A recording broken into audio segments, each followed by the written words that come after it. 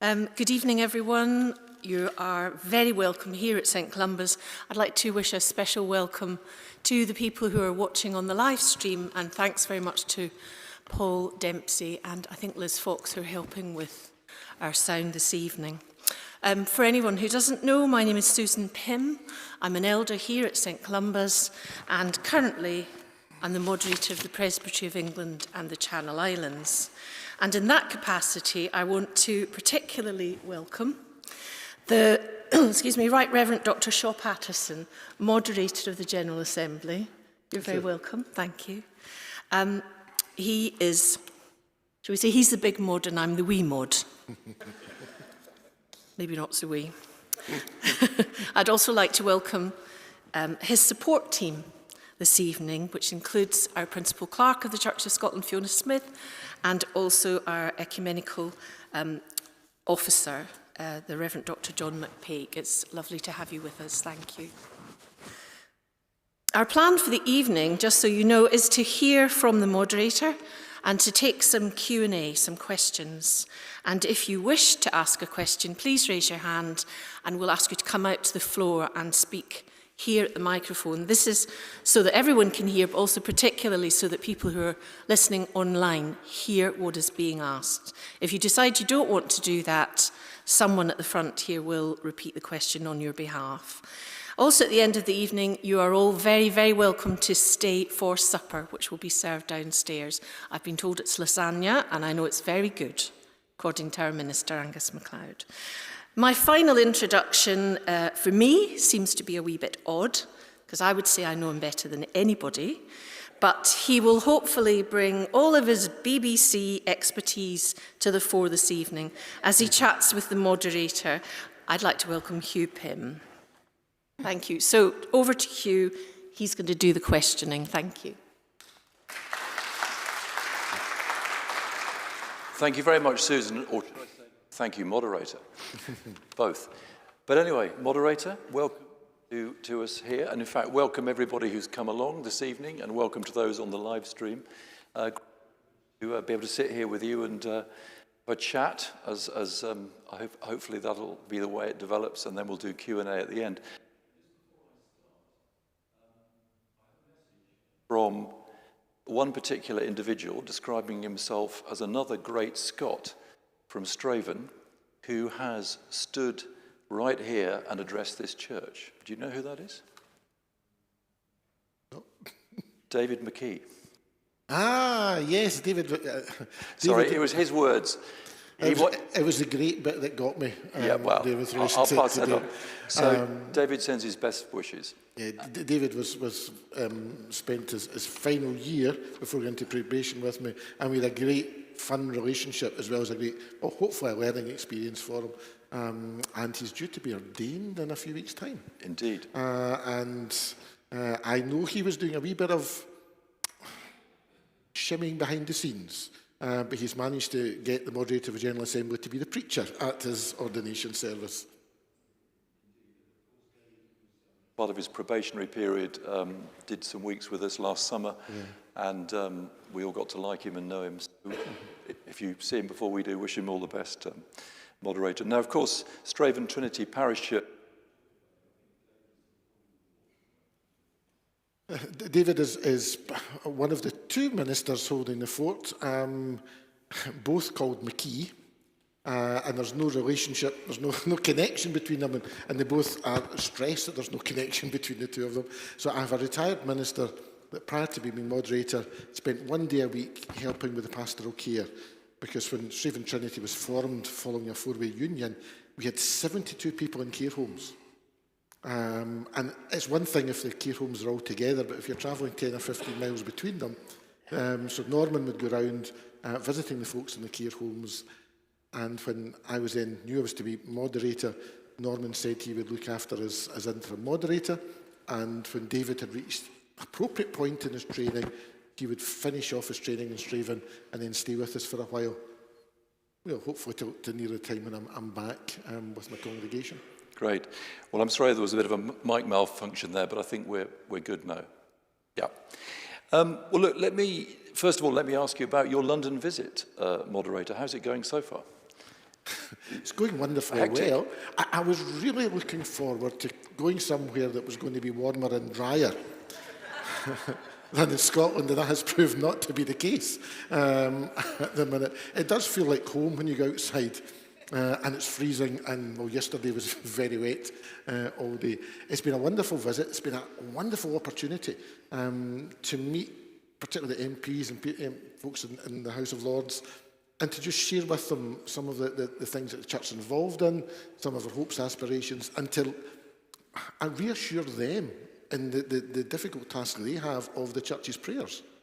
And that, churches across the country are remembering those who have the leadership of our country, and to offer the pastoral support where we can to any of our national office bearers that they can reach out and receive pastoral care from us. And you're visiting Scots Care on Friday? On Friday morning and a dinner on Friday evening. Right. And then back at the weekend. Oh, you're going to Newcastle, aren't Yeah, you? Saturday we're going to train up to Newcastle on Saturday evening, preaching there, and then we'll get home by hopefully tea time on Sunday. And you mentioned the weather, but of course a light dusting of snow in London is very, very, that's a big story. That's July. That's July in my part of the world. Yeah. Well, let's take you back to early years, North Lanarkshire. Yes. In your hometown there, Yeah. Holy Town, yeah. Just talk us through those early years and your first involvement with the church. I grew up in the church. My father was an elder. My grandfather had been session clerk for a long time. So I grew up in the church. The church was just part of life. But it was all just Lanarkshire at that point. We hadn't got into North and South Lanarkshire. By way of education, when you left school, you went to the steelworks or the mines, or followed in your father's footsteps. That were the options. And when I suggested I wanted to go to university, that was almost a stunned silence. So, end of the day, I left school at 16 with 5 hires and went onto the building sites. My father was a bricklayer, and my father managed to find out about university and called in favours from people about how to fill the forms in. We had no idea how to fill the forms in, and I ended up getting a place at university. And I think you've said before that was it your teachers who really discouraged you? Yeah, because it wasn't really part of their psyche. I think from my year at school, which was over 2,000 pupils, you can work out then the numbers that are leaving in 4th year or 5th year. 4 went on to further education, because everyone just went out to the steelworks or to the mines, or on the building sites, as was in my case. So it was your father that was a real inspiration for you to study and do your do the prep you needed and get a place at Glasgow Uni for biology? Yeah, for biology. And bearing in mind that no one in the family, no one had ever been at university. So I walked on to the university campus, Glasgow, on day one, and I hadn't a clue what to do. Hadn't a clue. So it was a very, very steep learning curve. And were there lecturers that you particularly remember as being really inspiring characters and other figures at the university? Not really, because particularly in the early years, the classes are huge. Yeah. And it narrowed down a wee bit, and by that time I started to feel the stirrings for ministry. Well, I was going to ask about that. I think you got married to Christine at that stage. Is Christine here today? No, she's not here Right. today. Yeah, but that's when you got married. And I think just as you were about to get married, you told her of your plans. We were, just by way of background, Christine and I sat together at school, and we first became an item, for the want of a better phrase, when I was 14. And it's been Christine and I ever since. So we were engaged to get married. We were going to be getting married after I graduated from university. She was, at that point, would soon be graduating in nursing. And I had to have a conversation to say, is this a life that she would want as a minister's wife? And when I plucked up the courage to ask her, she said, I've known for a while. What took you so long to tell me? So there was an affirmation, which was wonderful to receive. Because I think you've said your calling took a little while, didn't it? And you weren't sure, you resisted it. Yeah, in my mind, who would want to be a minister? Because you don't get weekends. It's a different way of working. It's amazing the number of people who do not continue friendships when you're a minister, because the view is changing, and maybe you do change in a lot of ways. But it was something. I can continue to be part of the church and do things in the church, but ministry's not for me. But God had another idea. I think you've said in interviews before it was chipping away at you. Yeah, it was chipping away, gnawing away at me, and it was not quite a Damascus Road, but it was a torturous night. And Isaiah 6, whom shall I send me, really was, I just couldn't get out of my mind. And when I woke up in the morning, it was really a case of, okay, God, you win. It wasn't a case of, this is what I really want. It was like, right. You win. I know this is what you want to do. And at that moment, I knew it was the right decision.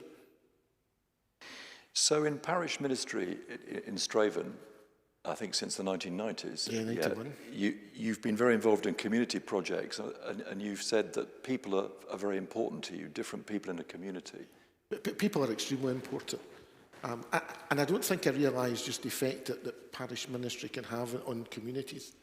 The last Sunday before I left to go off to be moderator, the church was packed out with people I'd never seen in the church before. And I had one or two I knew quite well, and I asked, why? What are you doing here? Not quite, I thought the ceiling was going to come in, but that type of comment. And the response was, but you're our minister. You don't come. But you buried my gran, or you whatever, or you were our school chaplain, because when you've been there for 33 years, many of the families, I've buried the grandmothers and the parents, and I've married the daughters and baptised the grandchildren. So 5 generations of families is not uncommon. And it really reinforced that parish, almost like the older way of the GP who knew a family and coming through. It really reinforced that, and you're involved in the primary schools and the secondary schools. I hadn't realised the impact that I'd had on people who were not part of the church.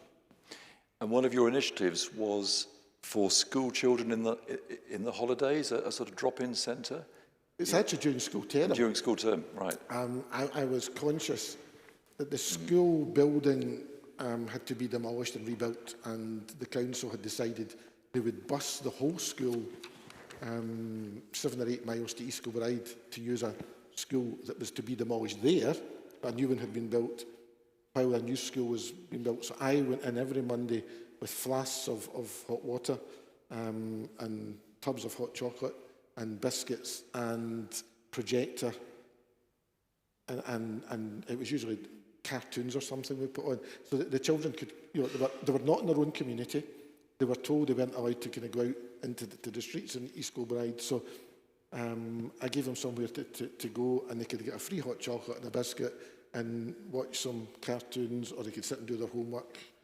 And one or two occasions would even ask me to help them with their homework. And that continued and became an established tradition? Yeah, it became a tradition. We moved back to Straven. There's all the issues now about who's responsible with it for the cleaning and so on. But my church car park is 20 yards from the school gate. So I thought, rather than getting permissions, I'm just going to open up the church hall. Right. So the church hall is open on a Monday and Friday lunchtime, and we do toasties. Right. And you keep an eye out. Even a community like Straven, some of the children come in because it's a place that's warm and dry. And the folks who are out there giving out toasties, I'd keep an eye. We make extras, maybe the way to do it. We always make extra. And we go around with the extra to those that haven't had anything. Right. For whatever reason, so that everyone will leave will have a chance to have had something. And you've done similar work with food banks? Food banks for almost all of my ministry, we've collected for the food bank in East Kilbride, which also supplies the Straven area. So is that a really important part of your ministry for you, doing these, being seen, not just turning up and walking away, but you're part of these initiatives? And I'm, Mondays and Fridays, unless I'm got a funeral or something on, I'm always there. I'm always about, always like to be seen and be noticed and to be available. And it's amazing the questions that some of the young folks ask, particularly around the festivals. And it's often like, why? What's this about? Why are you opening the church hall? And you can just say it's because we care about you. And do you think some people come to church more regularly as a result of that? That's something I think is almost impossible to quantify. And there's part of me that I would just rather they felt that they were part of an environment that was safe and warm and cosy. And if at some point in their life it makes them think, why? Why did the church? What were those folk doing that call themselves Christians or ministers? That's what's important. I would never measure it. And I always move away from thinking of numbers. I would never measure a success. Because if it makes a difference to one person, then it's worth it. Sure. So your moderatorial year so far has included a lot. And just to pick out your trip to Malawi, I think you've said it was life-changing. Yeah. So just run through what you saw there and what the learnings were from it.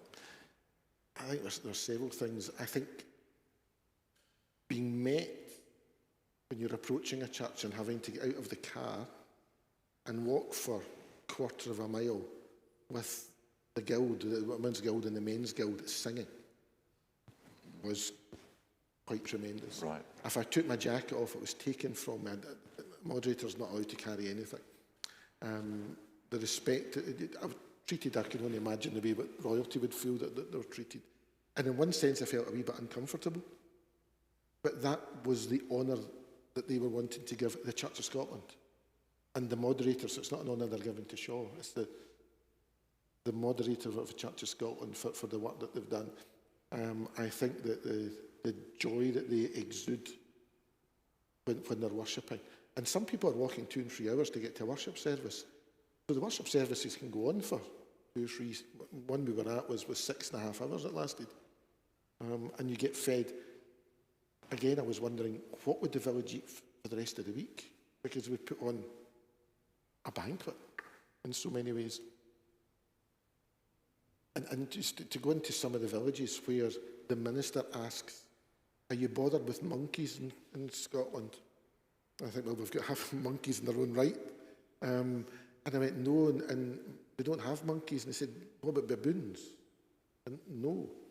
And then I realised that I had pictured Africa through the David Attenborough type programmes and through what people have done. These villages don't have any electricity, never mind televisions or satellite programmes. And I'm explaining our animals, badgers and foxes, and that they didn't know. And then you see the 115 children in a classroom. And there's another 115 coming in the afternoon, and they walk miles to get there. And there's no light, so I have got a campaign out to try and get some solar lights for the schools out in Malawi. And poverty. We think we know poverty and we can see poverty, and it is real in our country. It's a different type of poverty. Just to take on that theme, the moderator's challenge for you is not jumping off the Forth Bridge on a bungee or something, or doing some sort of fundraising, whatever, long-distance marathons or whatever, or walks. Your challenge is specifically about Malawi. Tell us about it. I felt I wanted to do something in Malawi, and many of the ministers, if they go above their initial degree level, have to go to South Africa or further afield to advance their theological education. So Zomba Theological, it used to be Theological College, it's now Theological University, are building or converting a redundant building into a postgraduate centre, and they were looking for help. And when I was visiting one of the schools and realised, I asked the question, why is there no light in this room? And they went, well, we don't have any electricity, so why do we need lights? And then realised that the children, the minute it gets dark, and it gets dark fairly early, and it's almost like a flick of a switch, it suddenly becomes dark. They can't do homework unless they're using a fire in the middle of the room, which is not the safest, or kerosene lamps, which again aren't safe. And the fact that these solar lights, you can get them for around about £10 in our cost, but we can source them out there. I thought that's something for a lot of people is manageable. So let's see if we can... Give it a good plug while you've got an audience. Yeah, I've got an audience. So yeah. We're hoping to raise some money to put some solar panels on that postgraduate building when it's ready. and to raise as much money as we can for these solar powered lights, so they set them out during the day and the power builds up and they can use them in the evening. But the bonus is hearing from some of our congregations that we have twinned out there. These children then, the parents are curious to know what they're doing. So the children in some ways are educating the parents through doing their homework under a solar light. So it's a win-win. So it's a real win-win. Yeah. Just moving on to a theme back in the UK, the NHS, which I think is quite close to your heart in many ways, because I should have said you have 4 degrees in total, don't you? There's a master's in palliative care. Yeah. So you've done that, and I think you have a position with the Royal College of Paediatricians and Child Health, Paediatrics and Child Health. That was a wee while ago, but currently I'm a lay advisor. It's strange when you deal with another organisation that talks about lay advisors. We think of it in terms of the church. But I'm a lay advisor to the Royal College of Physicians and Surgeons in Medical Education. Right. And I'm an examiner for the Royal College of Surgeons side of things for the surgeon exams. I don't do the cutting up bit, it's the communication skills that I do the examinations for. And what are your feelings? I think you've highlighted the role of staff in the NHS, haven't you, as a real cause for you that they need to be supported. Yeah, I'm married to an NHS nurse who's been a nurse for some 43 years, and my eldest is an NHS doctor in acute medicine.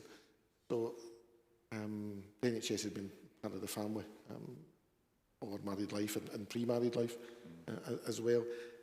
And I think when you're living with someone who's working through the COVID pandemic, and see when your wife comes in to the door and has to strip off the minute she comes in the door, and everything goes into the washing machine at a high temperature, and then showering for a certain length of time, and particularly pre-vaccine, and then living with the hope.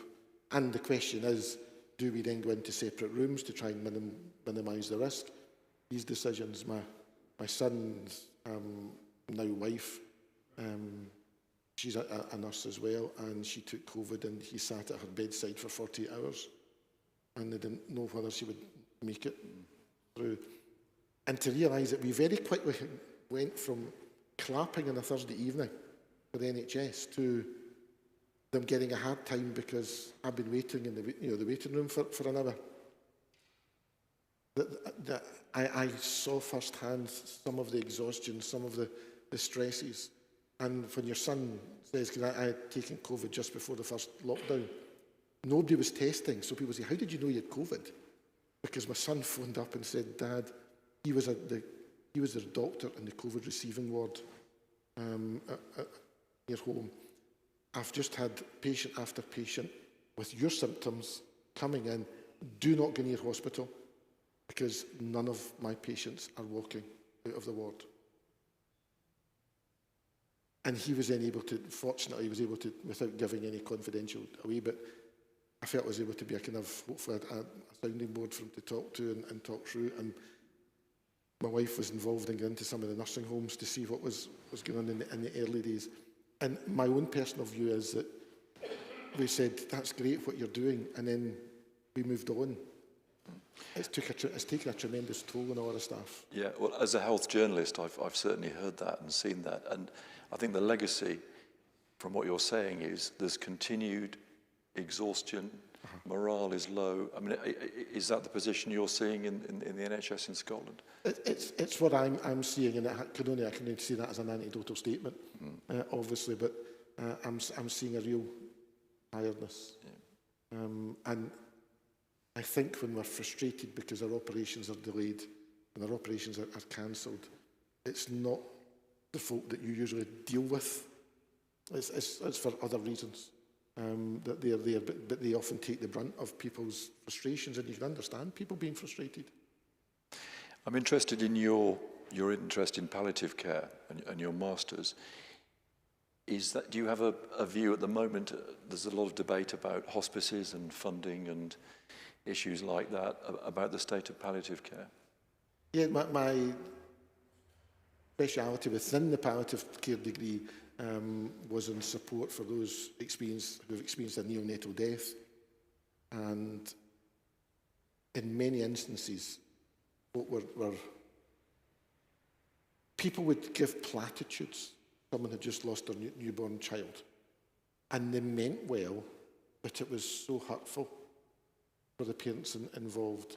And my motivation for getting involved was having a newborn baby and someone in one shoulder who's oohing and ahhing in my ear, and on the other, my other ear, I had a phone call from my father said, my baby has just died. Will you come? And I'm thinking, what do I do? What do I do? What do I say? What do I not say? And the way my mind works is, well, if I'm not sure, let's try and find out. So I then embarked on the palliative care course.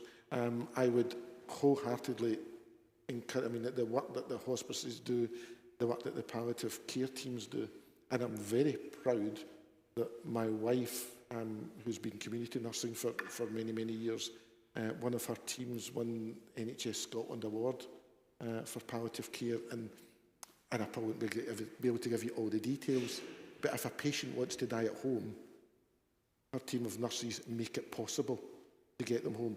And even if they can't get care packages, son, but if someone's going to die within a few days, they make it possible.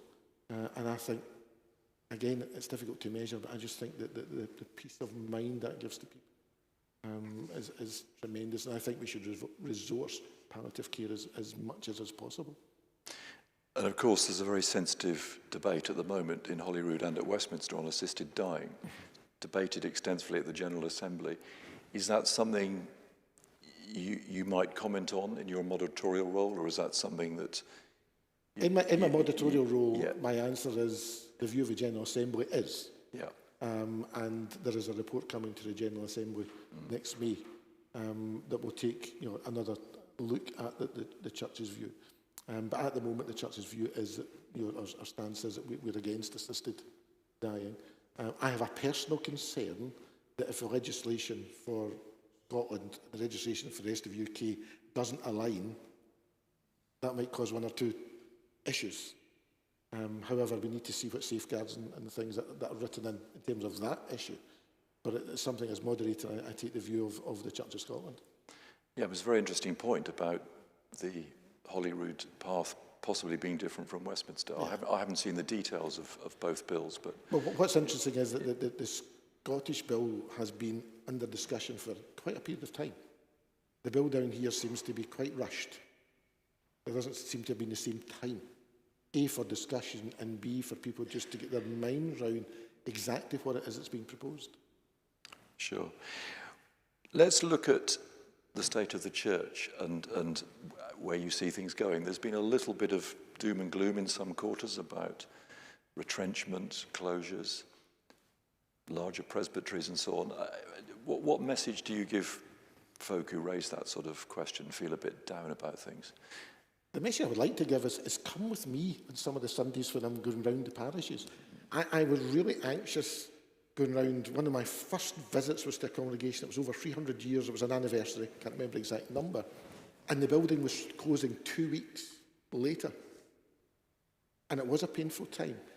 But there's still a lot of positivity. It's almost as if once the decision's made, and people are grieving, and we cannot gloss over the fact that people are grieving. But there is a lot of positivity out there when folk know, not happy with the decision, but when they begin to move forward. There are a number of people who've said to me, I've had to look after the building for 45 years because nobody would be proper to convener. I'd love to work with the young folk. I'm now getting the opportunity to work with the young folk. But I'm not going to run away from the fact that some people are not just grieving, that they are struggling with the concept that their well-loved buildings are under threat. And I preached at my home congregation, not because it was an anniversary, but just because it was the one I grew up in. And I was asked to go back. And I remember the pulpit's here and the baptismal font is over here. And I said, and the building is earmarked for closure. And I said, 8 generations of my family have been baptised out that font. So I feel the pain. I'm not immune to the pain. My own parish, I started off, it was called Straven Rankin, like with Chapelton. We had a 4-way union in 2018, and there's to be further readjustment in a few years' time. In fact, one of the questions we've had submitted is, how do you handle a union of that nature? It's not an easy answer because every location is different, and I think as much communication as is possible, and I think as much sensitivity to the issues that people have. Some of the issues people have, to me, might seem trivial, but they're a major issue to them, and there's other things that I might have had a big issue about, other people might seem trivial. As much communication as possible. Don't be afraid to ask other people who've been through unions to say, here are some of our big issues. Have you got any advice? And you don't need to follow that person's advice. Have you got any advice as to how we can address some of these issues? Sometimes someone from outside can see just a different way of approaching things. I know in my own case, baptism was a big issue in terms of the historic building was closing. It was not suitable for the future mission of the church. And we get round it by saying, we'll bring the baptismal font from the congregation that's closing, so that when people say, my gran was baptised out that font, and the rest of the people will say, well, my gran wasn't, but my gran was baptised in the building. So there's turn it to a win-win. So people can both have a claim to think, but as I say, it depends on the local context. But they need to communicate and talk. And please don't go to the car park and have a moan about it in the car park. If there's something you're not happy about, not sure about, bring it up, speak about it, get it in the open. We don't have a car park here because we're in the middle of London, so I wonder what the equivalent of might be the coffee shop or something. Yes. Yeah. Sort of bigger picture, the church, I mean, all faiths are coping with a difficult, moving world, people being busy in their lives, just struggling to get attention, maybe.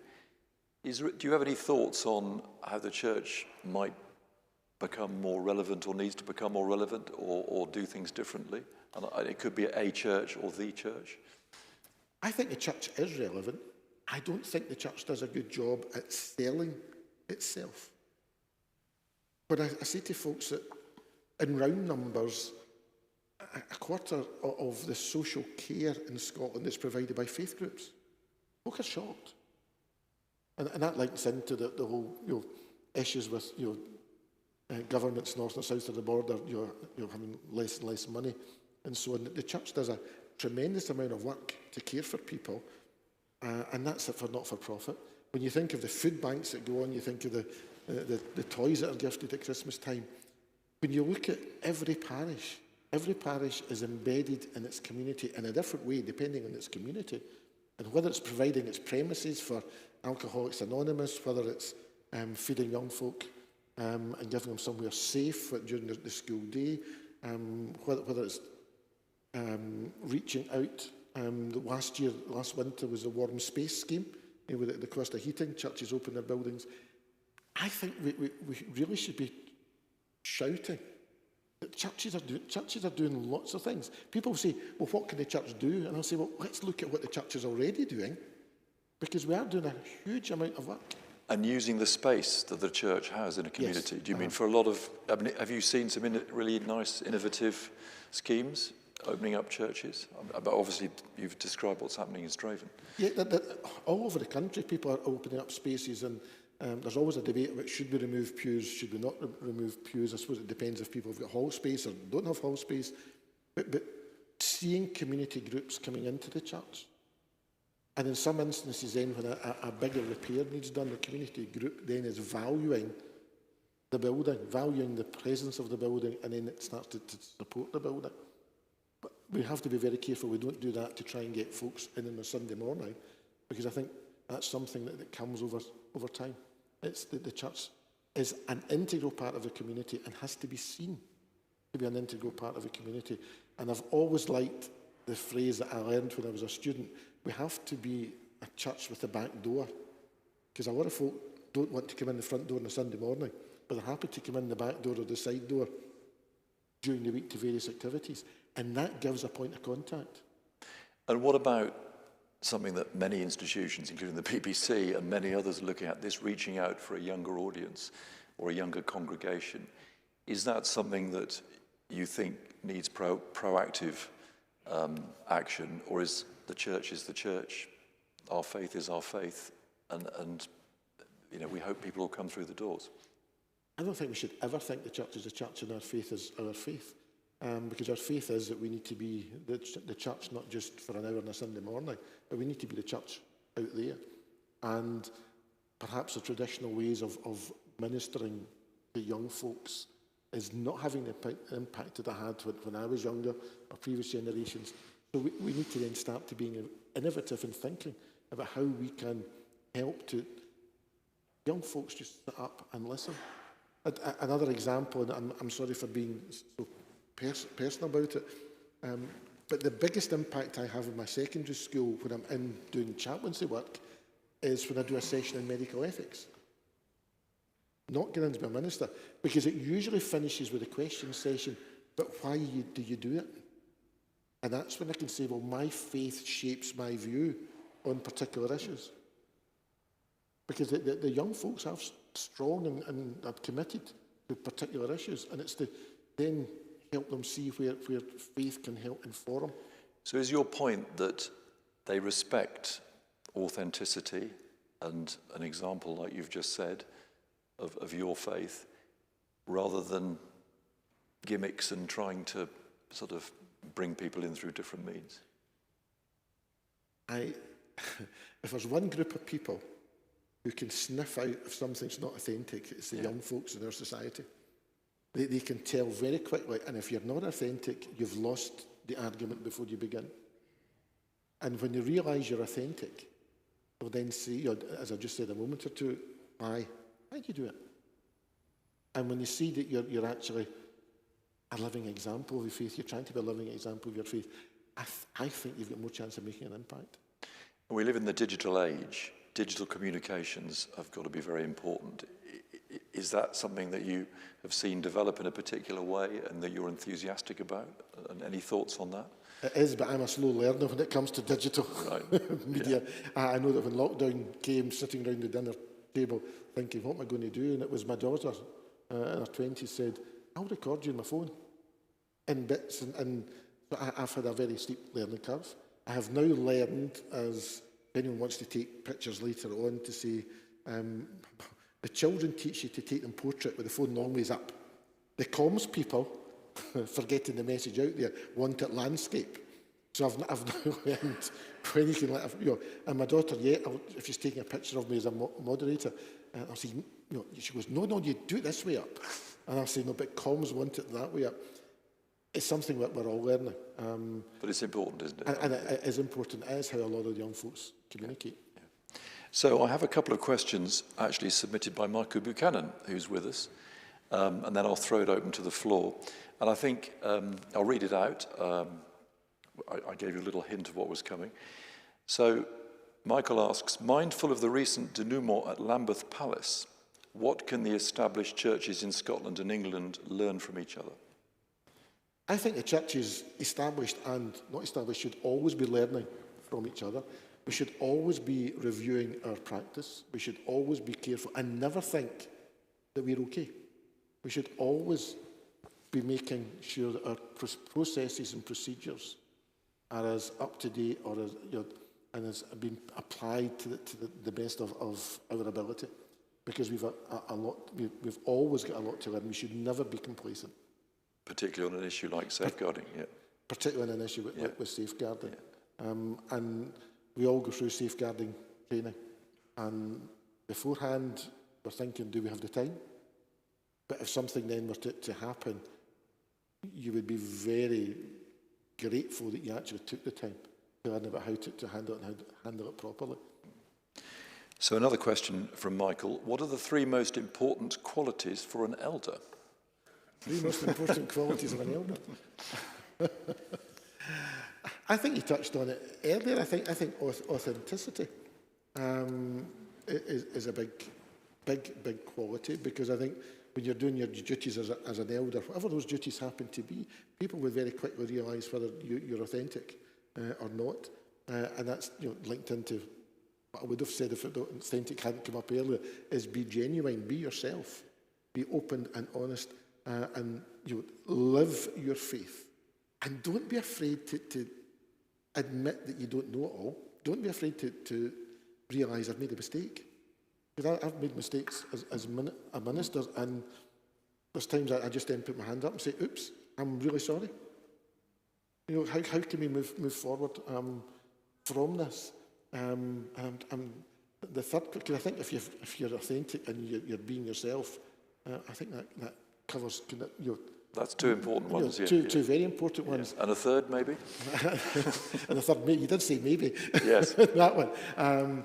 A third quality, I think it's teamwork, and realising that we all have to work as a team, and we maybe have different and specific tasks in there. My congregation would not be surviving if it wasn't for the teamwork of the KIP session, because the help that they're getting just now is part-time help. So the KIP session are in many ways running the show with some guidance and help from folk like David McKee in my absence. Excellent. Well, thank you very much. Let's throw it open to the floor. We've got about 15 minutes, I think. And if you are able and would like to come up to the mic to ask your question, please do. Yes, over here. Would you like to come on up? Yeah. There's a mic just there.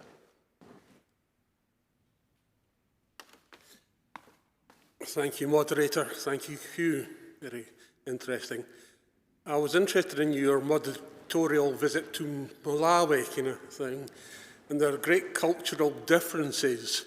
But I just wondered what you had learned or lessons you can take from Malawi. The church there seemed to be very enthusiastic, very growing, as is a lot of African churches are. And I just wonder if you could talk a little about what you think we could take from the churches. Not a 6.5-hour service, please. Thank you. It's very interesting, and I learned in one of the first places I visited. I was opening a bridge that was connecting two halves of the one community over a river, because if there was any kind of water flow, it was a massive detour, and one or two folks had been washed away trying to cross the river. And a schoolgirl, about 12-year-old, had the pair of scissors on a dinner plate to come up and give to the moderator to open. And she walked for about 20 or 30 meters on her knees on dusty, stony ground. And my immediate reaction was, oh, come on, stand up, Pet. It's absolutely fine. And the minister then whispered in my ear, she'll be shunned by the village if she stands in the moderator's presence.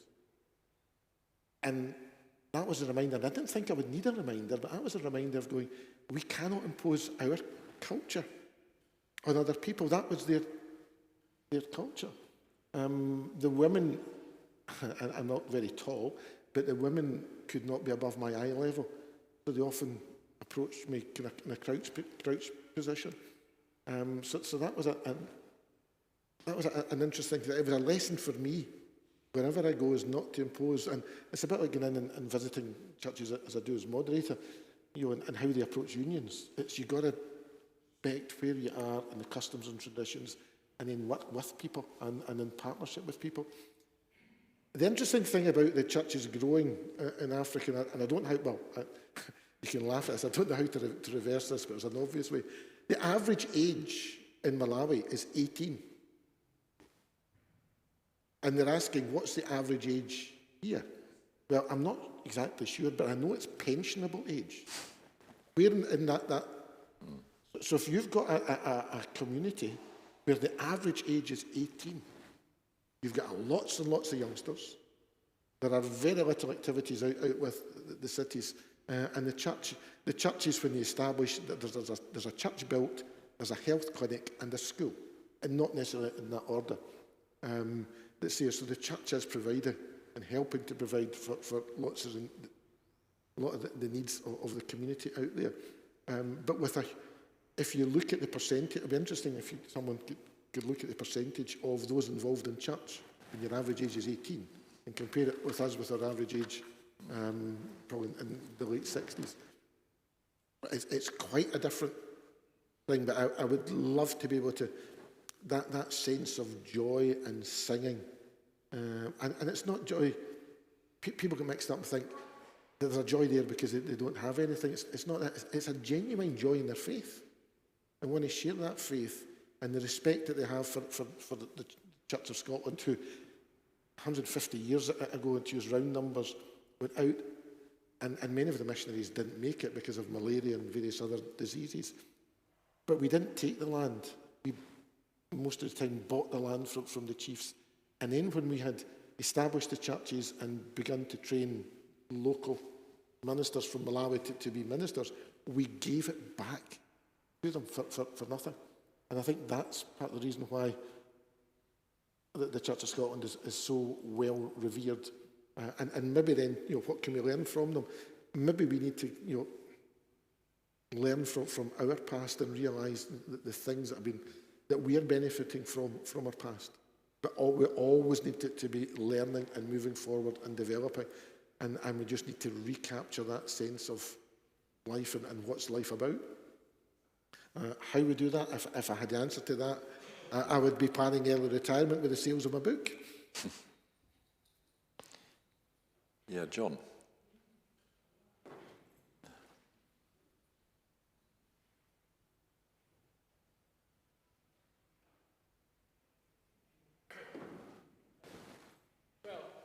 Last week, we learnt about the resignation of Dustin Welby from the job of Archbishop of Canterbury. And I've wondered, has there ever been a time in the history of the Church of Scotland when a moderator or other high-ranking official within the Church of Scotland has resigned because of a scandal within the Church of Scotland? That's a difficult one for me to answer because I'm trying to rack my brain to think. The moderator's position is quite different from Archbishop of Canterbury because what's important in a moderator is the office of moderator, not the person who holds the office. And accountability for these kind of things would tend to rest within the structure of the church rather than the role as moderator. And I'm trying to think in certainly modern history of instances. I know there'll be times where conveners have resigned because of something, not necessarily something that's been a national newspaper incident, but conveners will step down at times when they realise there's been some kind of error, mistake, misjudgment in the past. But it's quite a different structure that we operate under. But there should always be, no matter your structure, there should always be accountability. Well, I've never heard of a scandal within the Church of Scotland that hit the headlines. We were just wondering if there ever had been. But anyway, that's fine. That's Great. fine. Thanks, John. Yep. So, who would like? Isabel.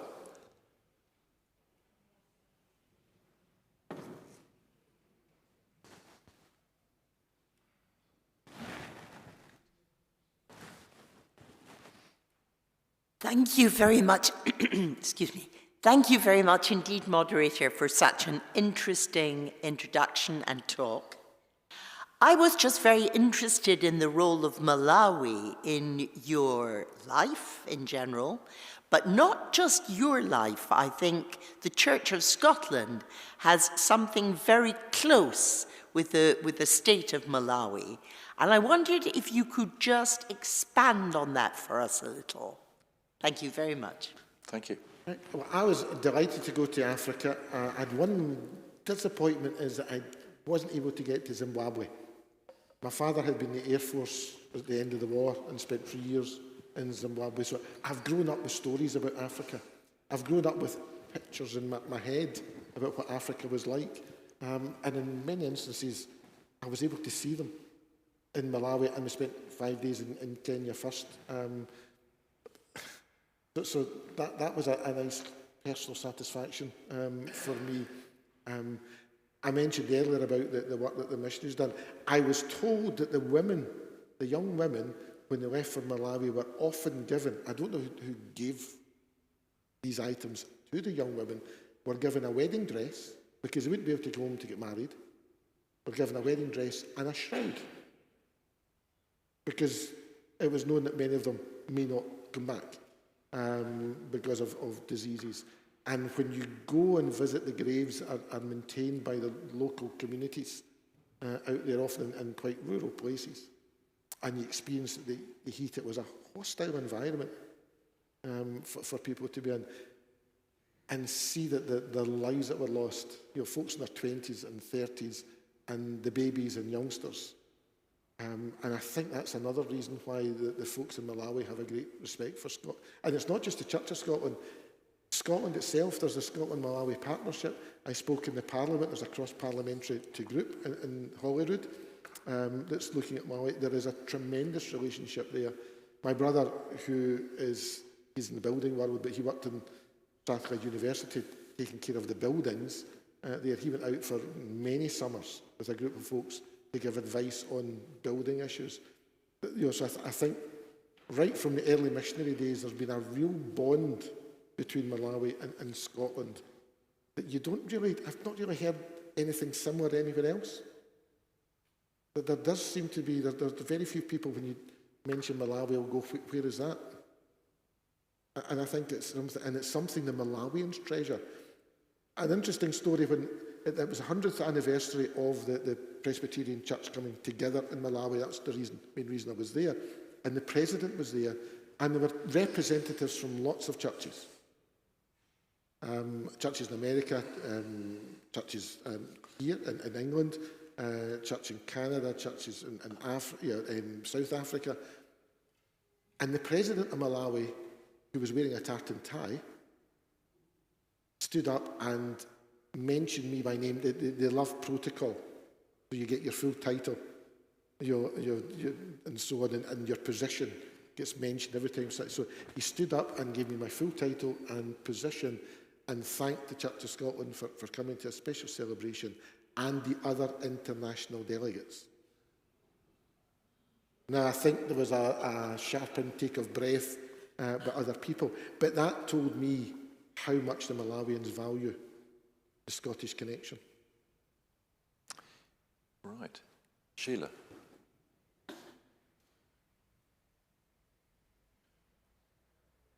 Thank you very much. It's been a fascinating evening. I wondered whether you might talk a bit more about work with other faiths, because I know that you've been meeting leaders of other faiths, and how can the different faiths work more closely together, and what opportunities there might be there? We should always be looking at every avenue for trying to work together, both within the Christian traditions as well as other faiths. I know in the Scottish context, we've had many meetings, particularly in the light of the last 6 months or so, between the Jewish community and the Muslim leaders. And it's been interesting to meet them separately, and it's been interesting to meet them together. And it's amazing just how much we have in common. But with the riots that happened after the two girls were murdered, and people were claiming to do it in the Christian church, the name of the Christian church, however they worded it, to be asked, is that how you feel? That was quite a pointed statement, and it brought home to me the danger of the way people use language and words and appropriate the Christian church or whatever, but to spend time and to reassure folks that it's not how the Christian church. It's not the view of the Christian church. It's people are always use that phrase that we hear elsewhere, not in my name. And I think more and more we should be looking for avenues of working together, cooperating together, because we're living in a difficult time. Interestingly, we're very conscious of the situation in Israel and Gaza and Lebanon, but meeting Archbishop Kenneth from Ukrainian Catholic congregation the other night, to then learn that much of that conflict, there's a religious element to it as well, that it doesn't spring to mind the way it does in other situations. So I think the more we can work together, and the more that the people out there can see the religious leaders and the religious communities working together, I think that can only be good for our society. Just picking up that theme, if not, forgive me because I should have checked, but are you planning a visit? I suppose it's too difficult travelling to Jerusalem. I would love to visit Jerusalem, but at the moment it's not in the calendar. Sure, because obviously the Church of Scotland has very close links there, and yeah, we've got two. Alistair obviously has visited, and there's some very good work going on there. Yeah, and please remember, not just the ministers and the congregation and the school and so on in Israel. Please always keep in your prayers the folks in Israel and in Gaza and Lebanon and in Ukraine. Because I think the fear is that the longer it goes on, we forget that this is an everyday reality for the folks out there. And what I've been saying to the different leaders from different traditions, we remember you in prayer. It means so much. I'm going to ask one more unless there's anybody else. It's to get onto the subject of sport, which as some here know is close to my heart.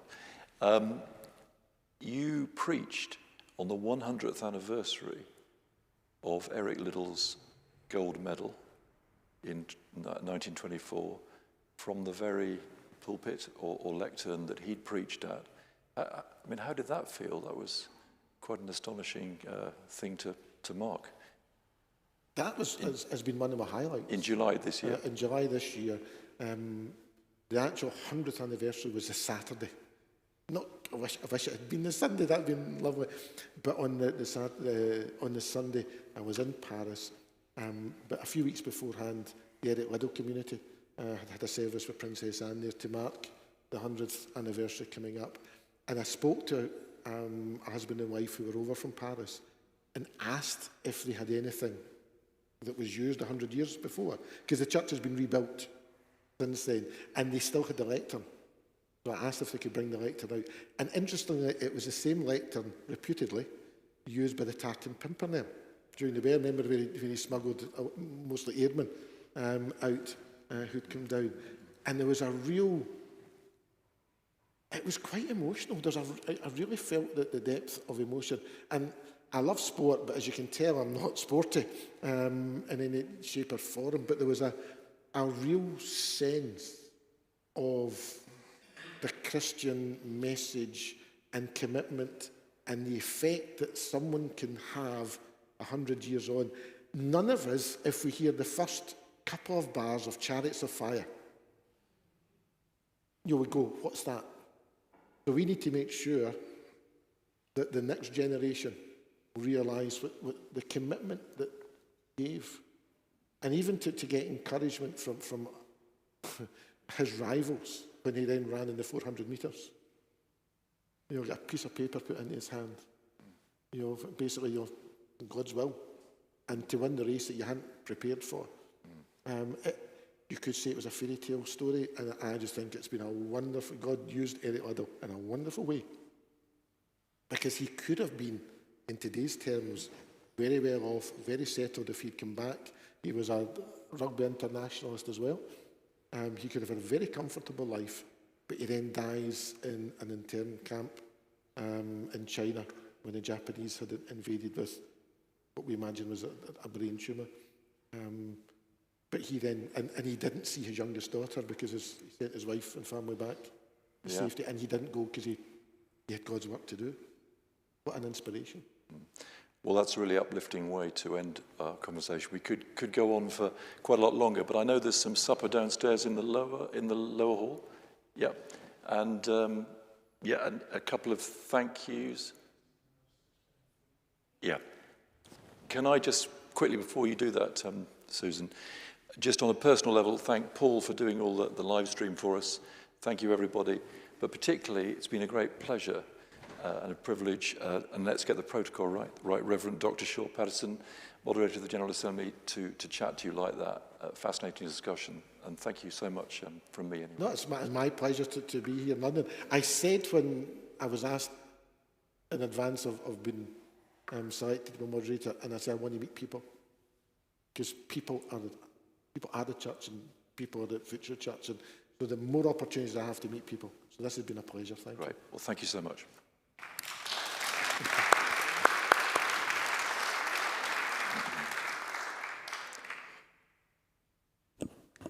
Not quite the same height as some of those men. Moderator, thank you so much. I know Angus, our minister, would like to say a word or two, but I just want to say thank you. You've really opened your heart to all of us this evening, shared an incredible amount of stories and facts. It's just been absolutely fascinating, so thank you so much. We're going to go downstairs to the lower hall now to enjoy a lovely supper that's been prepared for us. But before we go, I just wanted to say, this is as much for the people online as it is for people here in the church. We know the moderator has his challenge, and I think he's inspired us enough tonight for us to all want to donate to that. And so what I'm going to do is ask you that when you go home tonight, you go onto the Church of Scotland website. You can quite easily find the information about the lights in Malawi and press donate and make a really generous donation, because I think he and all the people out in Malawi really deserve that. So please do that. Thank you. Thank you.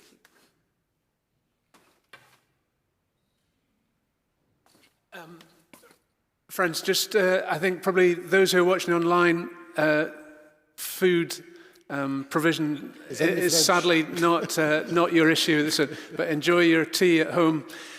When we go downstairs, it's pretty relaxed, I think. It smells good. Roman, who is our cook tonight and feeds on the Friday, regularly cooks for the Friday night drop-in meal with the Restart charity. He's our chef this evening. The tables may be set, or they may not be. I think the idea would be we'll follow the moderator down. Please just find yourselves seats at the variety of tables. And then if I'm looking for any kind of keen helpers who could actually help bring the plates out to the sitting guests. So it's a little bit of self-help, but hopefully it will be delicious and it will be a good company. So moderator, if you're happy to come down and be the first to find the lasagna, that would be a good example. Sure. Can we say grace before we go down? Please do. Sorry if you've answered. Yeah, no.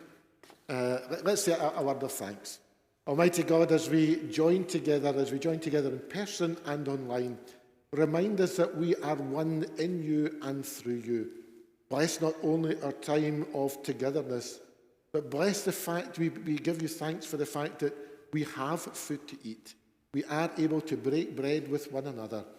And just as the followers of Jesus in the Mayor's Road recognized Christ when he broke the bread, may we recognize Christ in each other, tonight and always, through Jesus Christ, your Son.